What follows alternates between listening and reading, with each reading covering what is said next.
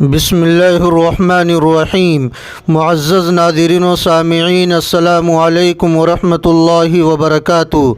ایک صاحب نے صاحب دکان کے سامنے ٹھیلا وغیرہ لگانے والوں سے کرایہ وصول کرنے کے متعلق سوال کیا ہے۔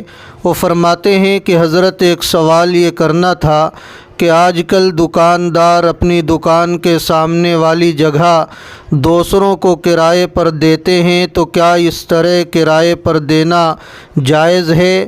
اور اسی طرح عوام کے لیے بنائے گئے راستوں پر اس طرح بھیڑ بھاڑ کر کے کاروبار کیا جاتا ہے کہ عوام کو راہ چلنے میں حد درجہ تکالیف کا سامنا کرنا پڑتا ہے، اور بہت سے لوگ اس سرکاری زمین کو بھی کرائے پر سیٹنگ کر کے دے دیا کرتے ہیں، تو ایسا کرنا کیسا ہے؟ جواب عنایت فرمائیں۔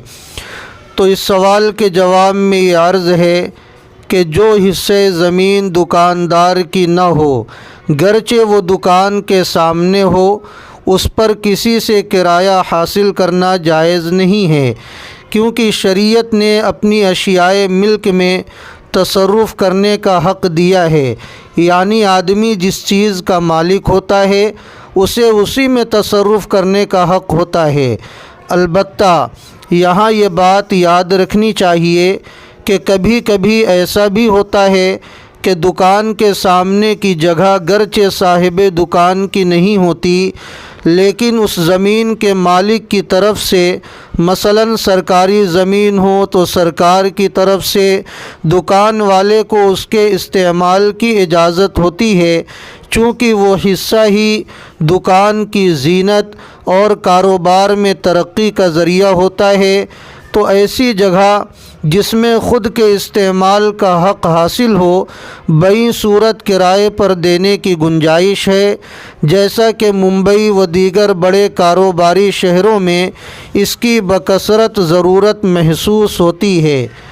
ہاں، یہ ملحوظ رہے کہ وہ سرکاری راستہ جو لوگوں کی آمد و رفت ہی کے لیے بطور خاص بنایا گیا ہے، اسے کسی کو کرائے پر دینا یا کاروبار کے لیے غیر قانونی طریقے پر بھیڑ بھاڑ کرنا، جس سے لوگوں کو بے حد تکلیف ہو اور قانون شکنی بھی ہو، تو یہ طریقہ شریعت میں جائز نہیں ہے، کیونکہ یہ راستے کے حقوق کی خلاف ورزی ہے۔ راستے کے حقوق میں سے یہ ہے کہ راستے میں ایسا کام ہرگز نہ کیا جائے جس سے راہ گیر کو تکلیف ہو۔